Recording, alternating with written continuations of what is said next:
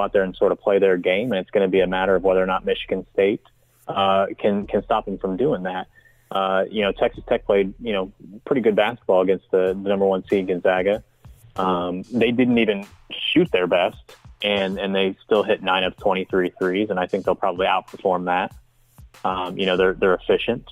And I look for them to come out and play good ball, but I wouldn't be shocked if either one of those teams won it. And as a side note, you mentioned Chris Beard earlier. I would be shocked in a week or so, no matter what happens, over this next week, if you don't hear UCLA offering Chris Beard a position, because Calipari turned it down today.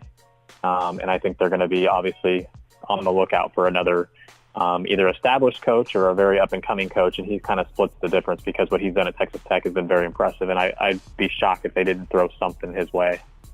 Yeah, I could see any major school throwing something his way. When coaches retire, when Syracuse, when Boeheim retires, or when someone goes down, I could definitely see him being offered major money. And I don't know, I don't know if he's a Tech guy, if he's ride or die for Tech, or if that huge payday comes along, would he be willing to move along? So that's going to be an interesting story going into the offseason. If they somehow win a national championship, he would be God at Texas Tech. He could never. They would pay him whatever money he wants. They would match whatever the money. And then that's when you start to build up your recruiting class better than what you've already been able to put together, that you've been able to win a national championship coming out of the Big 12, facing all of these major teams, and you got past them. So I think this is going to be interesting for him, going into this game. And if they win this one, there's definitely a possibility they can win it all. So that's some great matchups we got coming up for Saturday. So your two picks are, you said Auburn and Texas Tech? Yep. All right, number 5 versus number 3. Now I got to ask you, who do you have winning it between those two, since I won't be on that next Monday with the game? I'll stick with Auburn. Like I said, I like a team that can that's got shooters. Not that they're all interchangeable pieces, but I like the system that Bruce Pearl's running. And when you've got multiple guys that can hit shots, certainly at the rate that they are hitting them, if they can do that for 2 more games, then I don't see, certainly I don't see them losing any games big. It's going to be a close game no matter what, and whoever they play is going to have to, put up some numbers to keep up with them offensively. But, they've played great basketball the last, few weeks, and they really haven't had a bad offensive output since the SEC tournament. They've been extremely good. So, I'll take them. It's going to be a shocker either way, I think. I mean, the only team that comes out of this as like, I could have figured that at the beginning of the season, I guess, was, Michigan State or Virginia. Virginia would certainly kind of be able to break open their, get over the hump, whereas Michigan State would kind of be, no shock to anybody. But I'd like to see some new blood in there for sure. Yeah. And I think, watching a tournament for so long, you want to see some new blood, because that creates the unexpected, that creates the excitement that brings on March Madness, and I think that makes even more people watch, because you got an underdog in there. So if you got a number 5 and a number 3 in the finals, I think that's going to be must watch. You want to see who's going to win, and Texas Tech has got a lot of fans. Auburn probably get to see some Alabama fans watching it just to see if Auburn loses, because you know how they are with each other. But we got Blake Cochran on the line of keepingithill.com.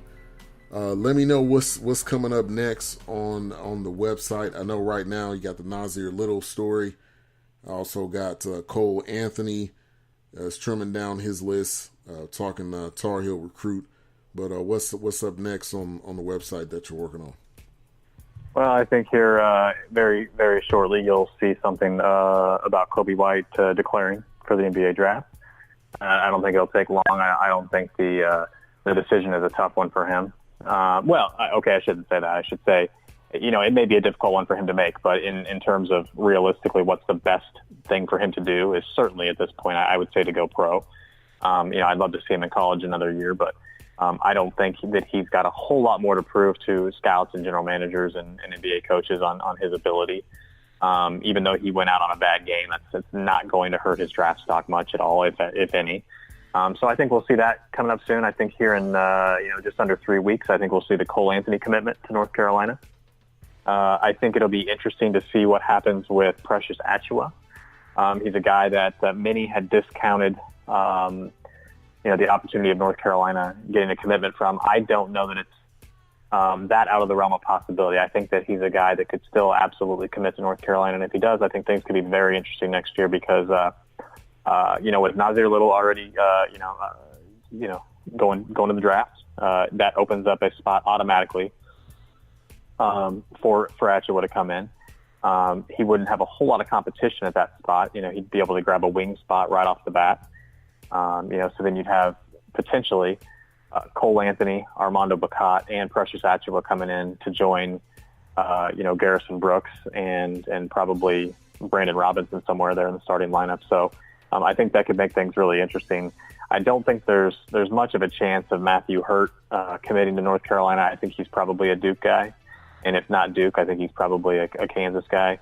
However, I have seen some talk of North Carolina not being nearly as far behind in that recruitment as many may think, but I still think he has a couple other directions he would likely go before North Carolina. But Cole Anthony, I would expect 100% commit to North Carolina, and Precious, I think, could be very interesting. Yeah, looking forward to both of those, and you just keep it going. North Carolina is going to keep it going, keep getting those recruits. Roy Williams is still bringing them in.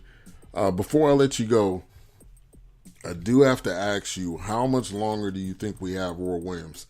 I don't know what causes his vertigo, but this is the second season that he's fainted. He is getting older. He did sign a very lucrative and long-term contract, but at his age, how much longer do you think we have Roy Williams? He's 68 right now. So if he coaches another 2 years, he's going to be 70. So I pose that question to you. That's a question that I don't even know that Roy Williams has the answer for. And I say that because I think it depends on his health completely. Yeah. I think that as long as Roy Williams feels like Roy Williams can coach and be effective and his health is where it needs to be and that he can keep up at the extremely high level that a college coach, especially one at a Division I program and one at a Power 5, furthermore, and one that's at a blue blood, has to be the schedule is very demanding all year round. It's not just during college basketball season. It's recruiting constantly, the travel, it's all the time. So I think as long as his health allows for him to keep up at the rate that he wants to, I think he'll continue to coach. So, maybe that's 2 years and his health, kind of declines. I think if he could make it 6 or 8, I think he would. I don't think he's got a time frame on it other than, as long as Wanda is okay with him coaching and he's got her full support and his health allows, I think he's going to keep coaching.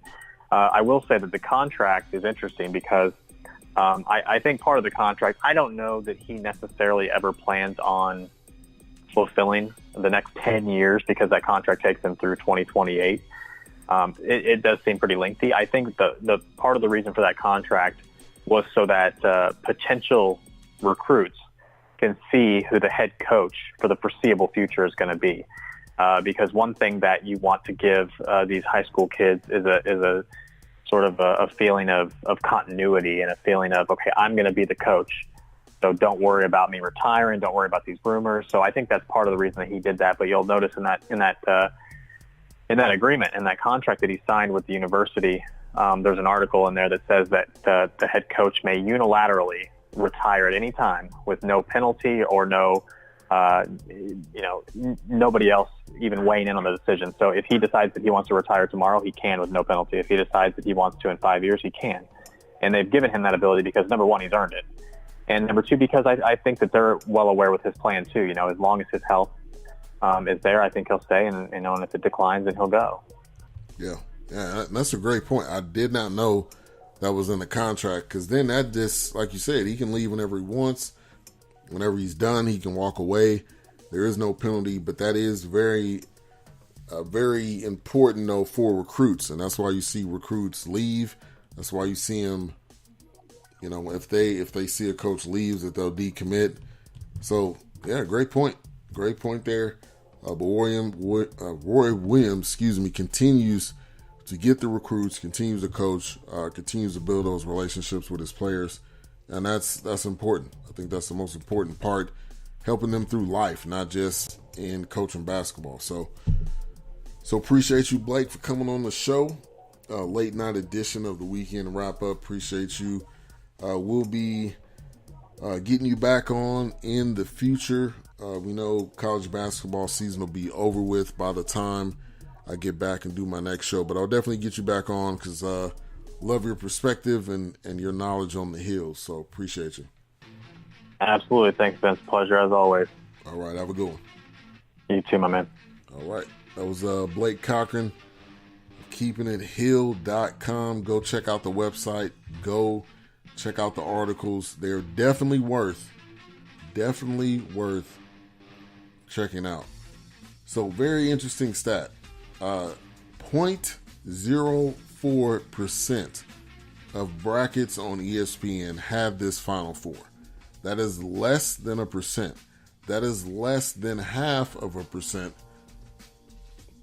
Wow. You want to talk about your bracket being busted? Your bracket is probably as busted as mine is. But I got to say, I'm on the CBS League. It's the Stewie's League. And I'm actually 16th. I'm totally shocked. Out of, let me see how many people in this, 60 people. I am right now 16th. I don't know how that is. I don't even know how that's happening. I'm assuming because I have Michigan State as one of the teams, them losing or them beating Duke. On the other side, I had Tennessee beating Virginia. Obviously, that didn't happen. And then I had Auburn. I had Auburn losing to Kansas. So that bracket is completely tore up because I had North Carolina going. I had Gonzaga beating Michigan. And I had Texas Tech losing to Michigan. So the bracket is busted. What a great Final Four. An unpredictable Final Four. So we're going to take a break. Last break of the show. When we get back, we got about 15 minutes. We will talk about some other topics around the sports weekend. Also, I want to share something with you guys in memory of my grandmother who had Alzheimer's, and she passed away last year. But I want to share something with you guys, and if it's on your heart to donate to help end Alzheimer's. But we'll be right back. You're tuned in to the Weekend Wrap-Up Show right here on X Squad Radio.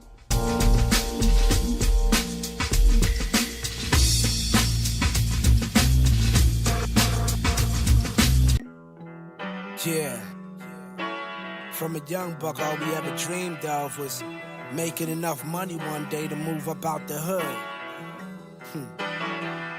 Meanwhile, every day, we robbing hood.